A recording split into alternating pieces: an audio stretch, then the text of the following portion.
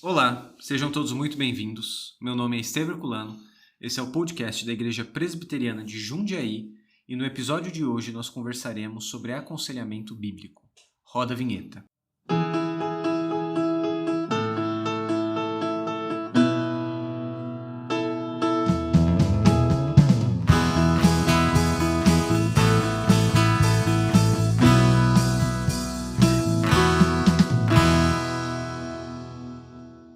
E aí, Luiz? Estamos de volta, tudo certo? A dupla está de volta. Estamos aí, graças a Deus. O Senhor foi misericordioso comigo, com a Virgínia, com o nosso pequeno César e pude voltar agora com minha esposa e meu filhote nos braços, né? Graças a Deus, graças a Deus. Agora que eu precisei, durante uns 2 episódios, assumir tua posição, eu vi como é difícil. Que é isso, foi muito providencial aí sua ajuda, Deus abençoe, viu? Amém. E quem sabe no futuro você não vire o host, eu me aposente aí dos podcasts e você toque aí, então desenrola bem. Obrigado, viu, Quem Luiz? sabe? E tenho certeza que os ouvintes ficaram muito satisfeitos, tá bom? Espero que sim. Luiz, a gente vai conversar um pouco sobre aconselhamento bíblico hoje, né? E primeiro eu pensei em ler só um versículo da Bíblia, em Colossenses 3, verso 16, que o texto fala: habite ricamente em vós a palavra de Cristo, instruí-vos e aconselhai-vos mutuamente em toda... Peraí, que minha Bíblia colocando. Em toda sabedoria, louvando a Deus com salmos e hinos, cânticos espirituais, com gratidão em vosso coração. Existe uma ordem bíblica, né, para o aconselhamento mútuo, e é o tipo de coisa que a gente precisa praticar entre nós, como corpo de Cristo, né? Sim. Conhecendo você já nesse tempo que eu tô aqui na igreja e o trabalho que você fez, eu sei que você é envolvido com isso, né? Não sei se por querer ou por não querer, mas de certa maneira nós já tivemos oportunidades de conversar e aconselhar pessoas, né? E eu queria saber se você vê o aconselhamento bíblico como uma coisa importante na sua vida, na vida do corpo de Cristo, se você tem alguma impressão sobre isso. Sim. Olha, para mim, quando a gente fala sobre vida de igreja, né, eu acho que a vida de igreja, ela muda as pessoas, no sentido de que a gente começa a deixar de se importar com algumas coisas. Então, eu particularmente vim para a igreja presbiteriana por conta do ensino, por conta da pregação, e não foi por isso que eu fiquei. Não necessariamente, não que seja ruim, não, muito pelo contrário. Você veio buscando, não achou? Não foi isso não. Mas o que eu encontrei é um modo de vida cristão que procura muito se assemelhar ao que a gente tem aí na igreja primitiva e tudo mais, né? E o que a gente vê justamente na igreja primitiva é que as pessoas, elas viviam muito juntas, né? E estavam próximas, estavam ajudando umas às outras em todos os sentidos, né? No sentido material, mas também no sentido espiritual. Então, quando a gente fala de aconselhamento bíblico, eu acho que deveria ser algo natural para o crente buscar isso, buscar tanto o ser aconselhado quanto o aconselhar mesmo, né? E o meu papel como parte da diretoria da UMP, mas não só isso, mas como um jovem mais velho, né? Eu posso dizer isso, falando dos jovens que a gente tem hoje na UMP, é ser justamente uma pessoa que está disponível para esse tipo de coisa, que já passou por situações e que pode ajudar, que pode apoiar. E lógico, né? A gente tem que pensar que uma coisa é a minha opinião, o que eu acho, e outra coisa é falar o que a Bíblia diz a respeito. Então tem essa divisão, né? Mas ainda assim, o que eu procuro fazer é unir essas duas coisas, unir a minha vivência, o que eu já passei, e também, óbvio, sempre buscando o que a palavra de Deus diz a respeito, né? Então, com certeza, acho que é muito importante as duas partes, né? Receber o aconselhamento, fazer o aconselhamento, sempre baseado na Bíblia. Legal. E é interessante isso que você falou, né, da base do aconselhamento bíblico, Porque existem algumas escolas de aconselhamento bíblico. Né? Certo. Para o crente que não conhece muito o tema, pode parecer que o aconselhamento é assim, a pessoa vai, conhece uns 10 ou 15 versículos decorados, e aí alguém chega com um problema, com uma situação, e você simplesmente abre aquele leque de versículos e cita um versículo, né? A pessoa está triste, alegrai-vos sempre no Senhor. Algumas né? Bíblias têm essa, no finalzinho, né? Às vezes fala Exato, sobre temas. É tipo isso, do final, né? Se você está triste, tal, se você está... Tá aqui os textos. Doente, tal, né? Sim. Mas o aconselhamento bíblico é muito mais sobre ser capaz de pensar, ler os problemas e dar resposta dentro de estruturas bíblicas do que conhecer versículos decorados. Tá. Porque a vida é dinâmica, né?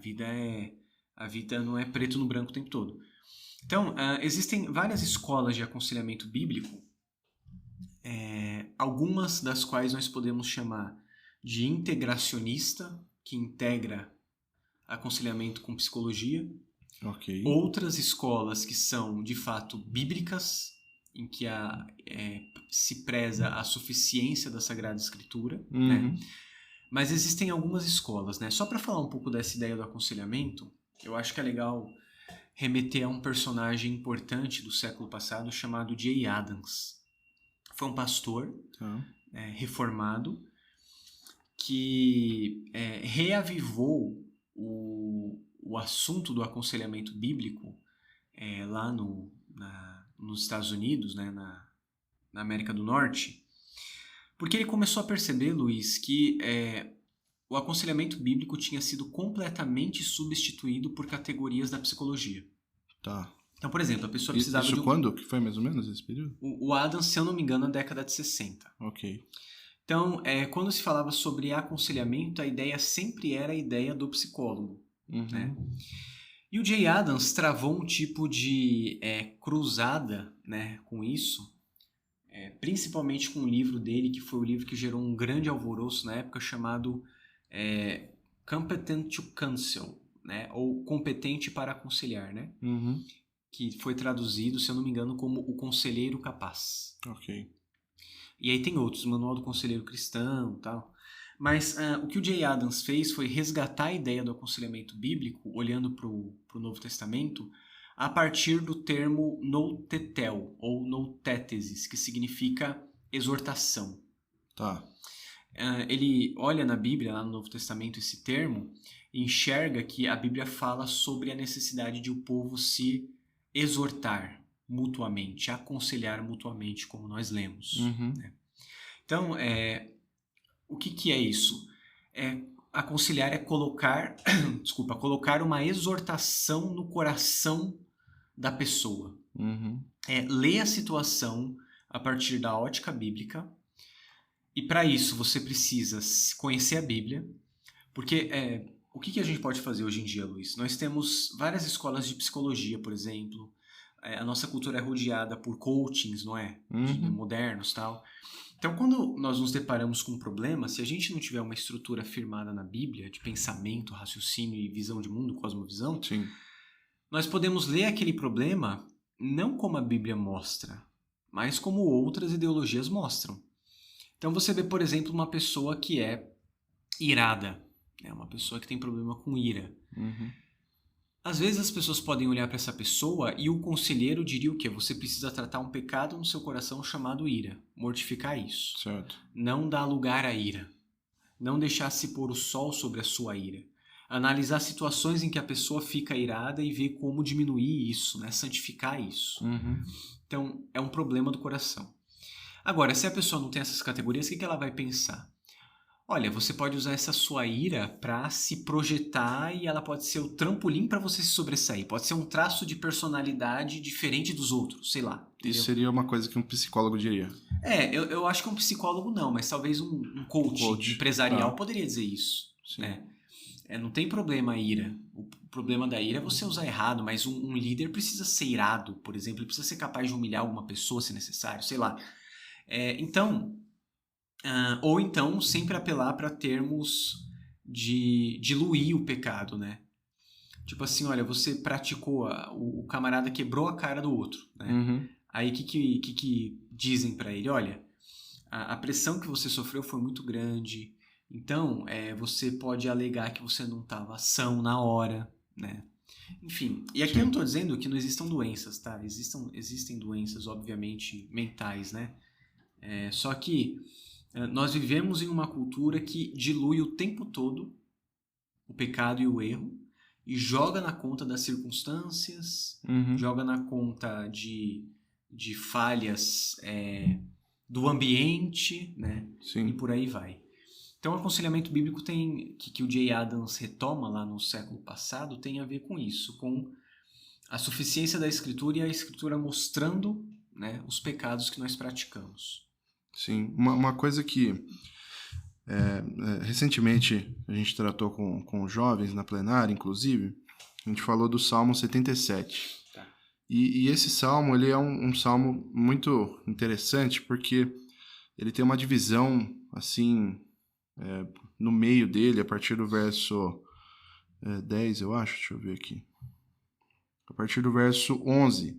Então, ele tem 20 versos, e metade dele é meio que o salmista reclamando mesmo, murmurando, até falando coisas contra Deus. Ele tem uma hora que ele fala assim, ó, ele começa a questionar Deus. Ele fala, será que o Senhor nos rejeitará para sempre? Acaso não voltará a ser propício? E aí, a conclusão dele, no verso 10, é a seguinte. Então eu disse, esta é a minha aflição, o poder do Altíssimo não é mais o mesmo. E aí, quando você analisa, e a segunda parte desse salmo é justamente o salmista se recordando das coisas que o Senhor fez, de quem o Senhor é, e com isso ele se conforta, e com isso ele volta aos eixos, né? Vamos colocar assim. Então, o que me parece aqui é que existe justamente uma depressão por parte desse salmista. E não é mostrado aqui, não fica claro o que estava acontecendo na vida dele. O fato é de que eu trouxe para o pessoal que existem dois principais motivos, né? Existem as coisas que são pecado, e coisas que são pecado você lida como pecado, você tem que se arrepender, você tem que buscar o Senhor, você tem que pedir perdão, e você tem que tratar, e existem doenças, e essas doenças podem sim ser tratadas por médicos, e eu acho que nem é o ponto aqui da gente ir contra, né, psicologia e coisas assim, mas a gente precisa analisar a situação, a nossa própria situação, ou a situação do outro, né, se for um caso da gente aconselhando alguém, no sentido de saber identificar esse tipo de coisa. É o que você falou, né, de analisar a situação e poder identificar, mas existe realmente essa diferença grande de você saber identificar se é um pecado ou se é alguma outra coisa, e tratar dessa maneira, né, tratar de acordo com cada situação, né? Exato. E uma coisa importante também é lembrar aquilo que nós já dissemos em alguns episódios, que nós somos unidade, né, psicossomática. Então, o que a gente faz no nosso corpo afeta a alma. Sim. Uma pessoa que viva em promiscuidade 10 ou 15 anos da vida, praticando imoralidade com o corpo, a alma dela é afetada.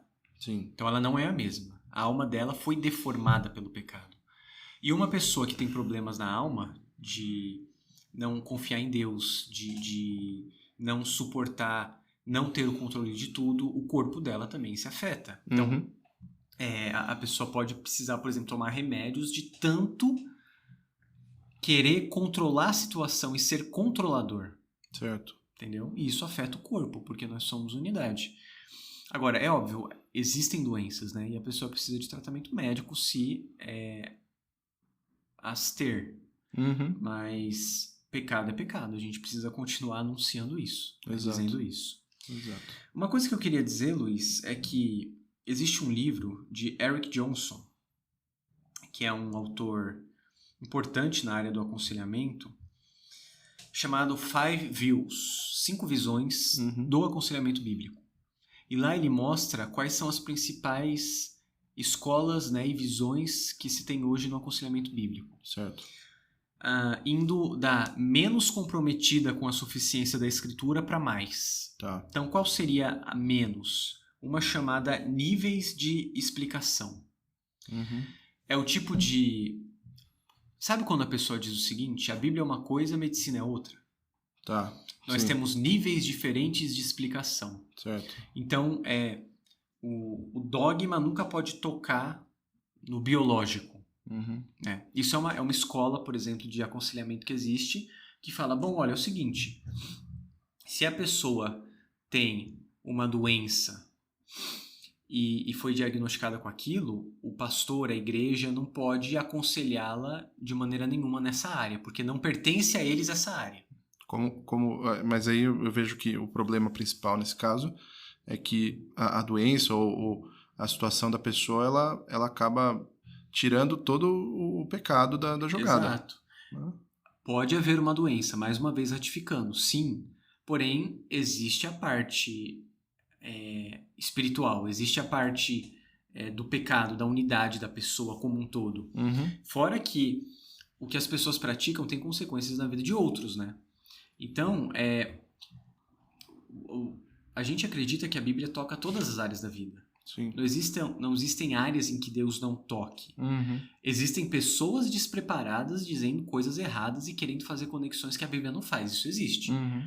Gente que não tem nenhum conhecimento médico querendo ler a Bíblia e falar o que a pessoa tem que fazer com a vida dela, sendo que ela tem uma doença. Isso está errado. Sim. Agora, nós temos resposta bíblica para as aflições do coração. Uhum. Então, essa escola de níveis de explicação é a mais que vê uma ruptura maior.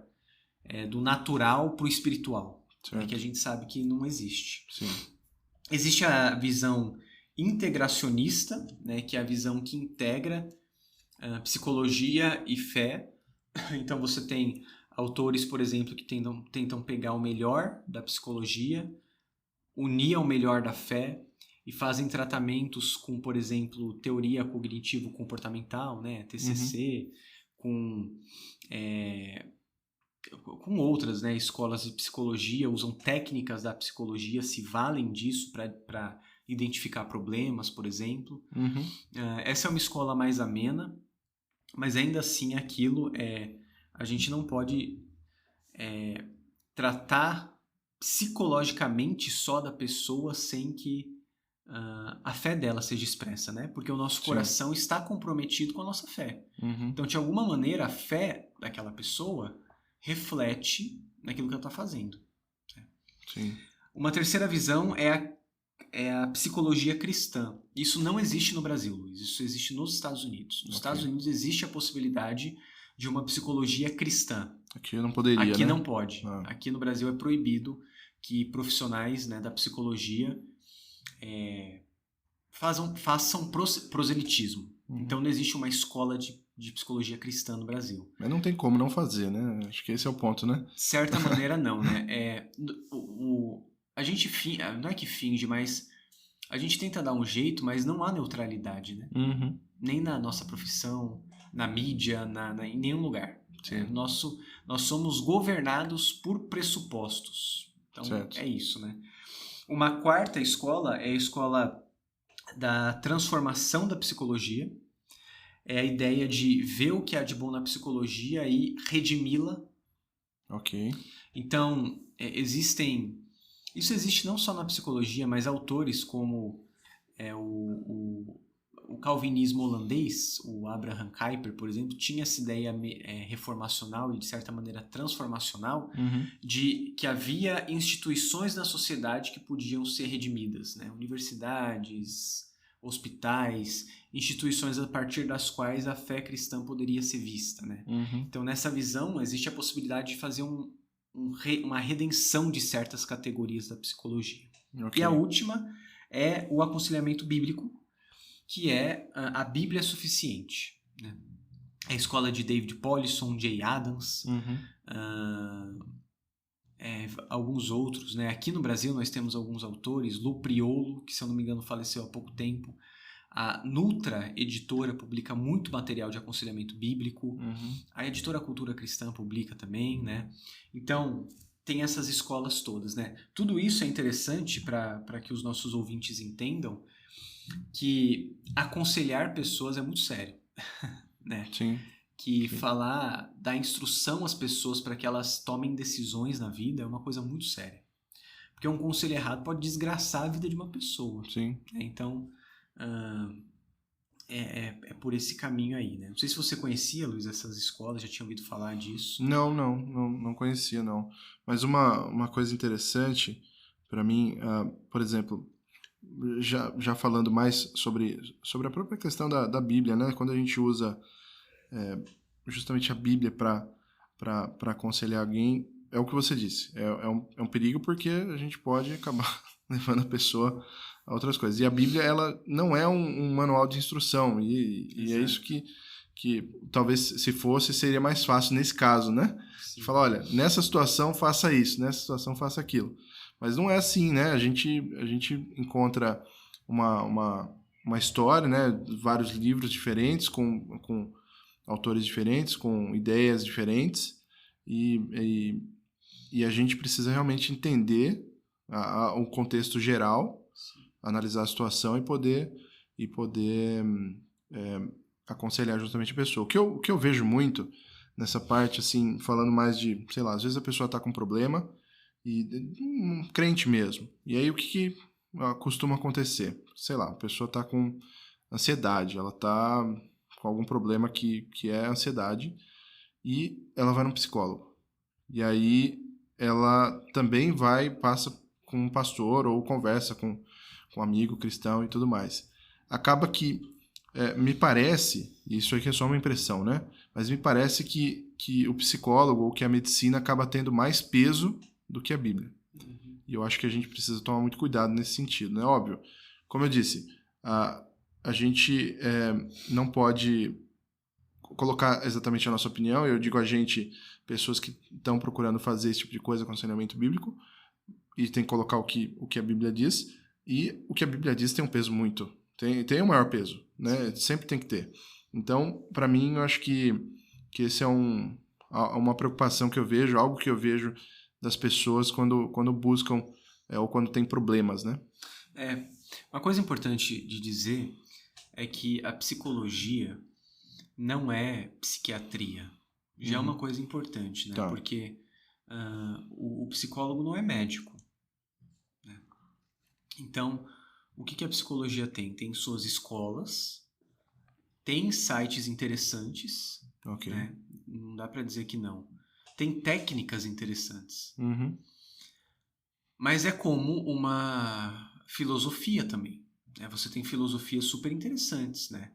Você pode, por exemplo, ler Descartes e retirar coisas, recortes da realidade. Sim. Você pode ler mesmo Nietzsche, tirar recortes da realidade ali que são verdadeiros. Mas no todo, o todo da realidade, quem nos mostra é a palavra de Deus. Sim. Então nós temos pontos de luz, né, em escolas de psicologia. Mas a luz verdadeira vem da Escritura que conhece nosso coração, porque foi escrita por aquele que nos fez, né, que nos criou. Então, por exemplo, você falou de ansiedade.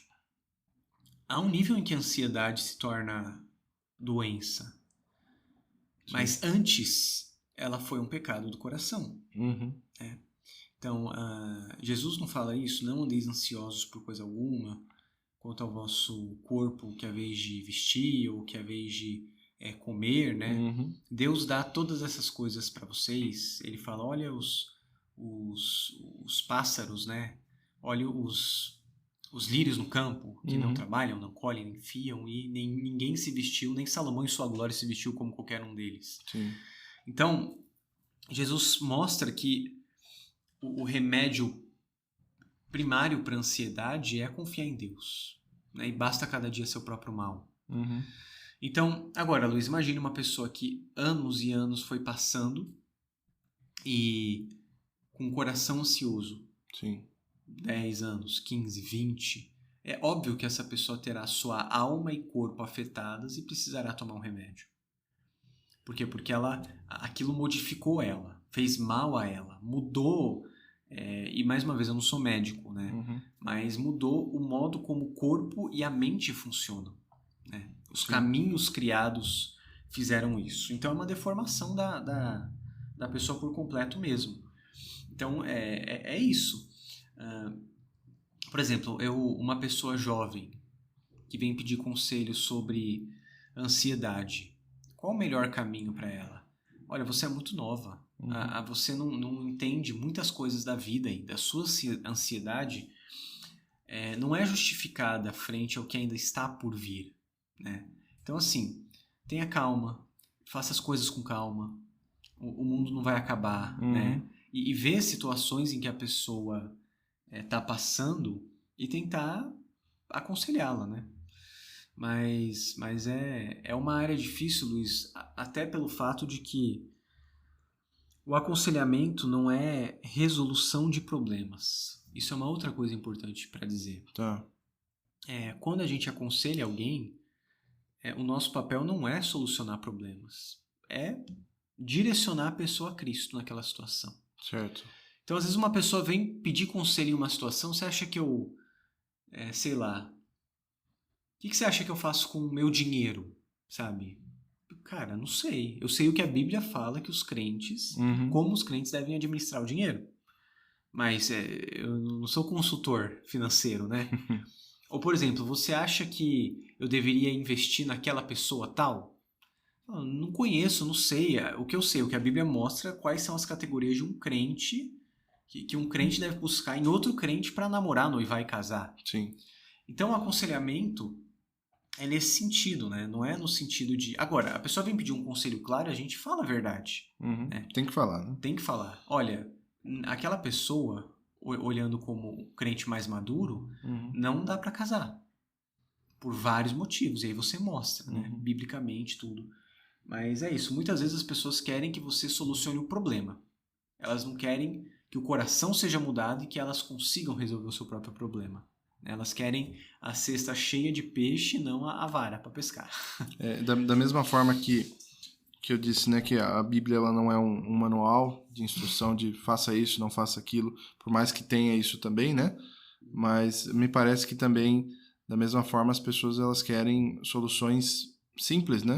Eu estou passando por uma situação X, faço o quê para obter o resultado Y?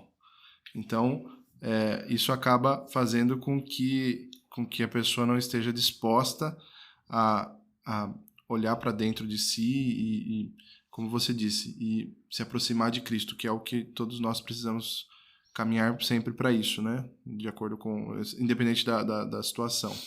Mas uma coisa que eu acho que também acaba sendo um problema, ainda assim, voltando para esses métodos, né, de aconselhamento, são pessoas que muitas vezes buscam, como eu disse, por mais que a pessoa ainda assim está passando por uma situação, busque um aconselhamento pastoral, busque a sua igreja, busque o seu pastor e precisa fazer isso mesmo, a pessoa também busca um psicólogo e muitas vezes é um psicólogo não cristão, é um psicólogo que às vezes, como você disse, existem métodos, né? Existem, dentro da psicologia existem coisas diferentes ali, né? Escolas diferentes, exato. E a pessoa acaba sendo influenciada por isso. Por isso que eu digo que a impressão que eu tenho é que isso acaba tendo um peso. Isso não acontece do dia para a noite, acontece porque a pessoa ela é influenciada por isso. Então, por isso que eu digo que o que faz sentido, óbvio, né? Dependendo da situação, busque sim um psicólogo, mas talvez um psicólogo cristão, alguém que... Dependendo da escola, por exemplo, se a pessoa for freudiana, né, for aí da psicanálise, a religião é uma neurose para psicanálise, né? Se for um psicanalista radical. Então, como vai ser essa sessão? Provavelmente ele vai falar, olha, o problema não está em você, está na crença que colocaram em você. Então, você está certo, a pessoa precisa ver justamente os pressupostos daquele a quem ela está recorrendo. Né? Senão, vai ser, às vezes, um conselho bíblico de um lado e o conselho não bíblico do outro. Sim. E aí precisa tomar cuidado com isso. Agora, caminhando para o fim, Luiz, uma última coisa que eu queria comentar é sobre como a igreja precisa... Eu acho que a nossa igreja é muito abençoada nisso, mas sempre é possível melhorar, né? Sim.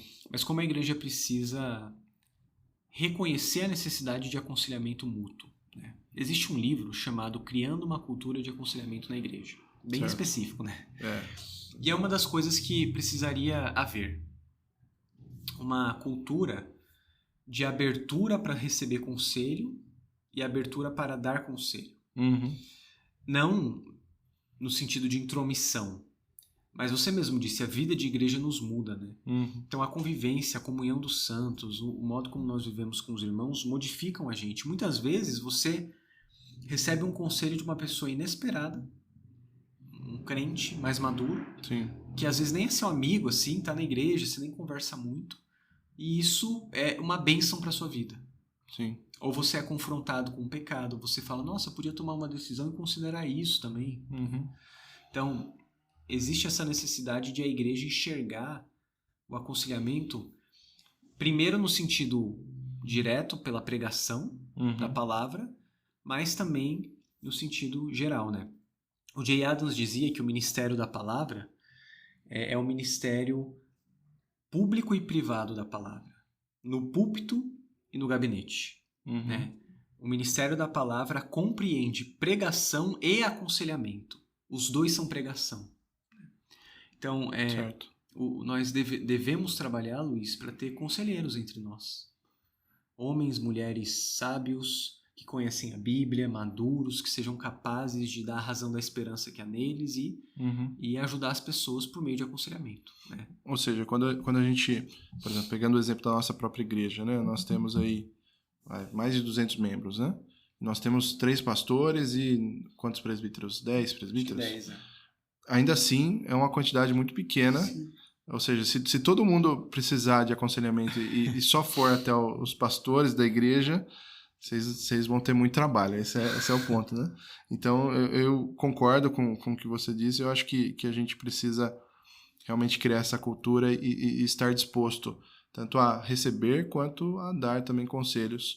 E isso, como que isso acontece? Isso acontece quando você se abre, quando você participa da igreja e não só vem ao culto, né? Isso que faz o que eu disse no começo, né? A vida de igreja, ela realmente muda nesse sentido, porque você passa a conhecer as pessoas com quem você cultua Deus. Sim. Você passa a fazer parte da vida delas e isso naturalmente vai fazer com que você se abra, vai fazer com que vocês compartilhem experiências e a tua própria experiência de vida com base na Bíblia vai fazer com que você dê bons conselhos, vai fazer com que você escute bons conselhos.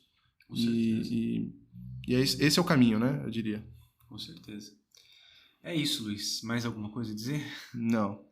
Acho que falamos bastante também sobre esse tema. Muito bom. Que Deus abençoe você que nos escuta. Saiba que todos nós precisamos de conselho em alguma medida, não de qualquer pessoa, não de maneira dependente, mas Deus usa pessoas para instruir, aconselhar, nos exortar, e nós precisamos ouvi-los, né? Porque Deus edifica seu povo assim. Se você ficou até aqui, nós pedimos que você se inscreva no canal do YouTube da IPJ, ative o sininho de notificação do Spotify, compartilhe esse episódio com mais pessoas para que o conteúdo edificante chegue em mais lugares e siga a IPJ nas plataformas, nas mídias, para que a nossa igreja continue pregando o Evangelho e espalhando as boas novas. Deus abençoe você, um abraço e até a próxima, se Deus quiser.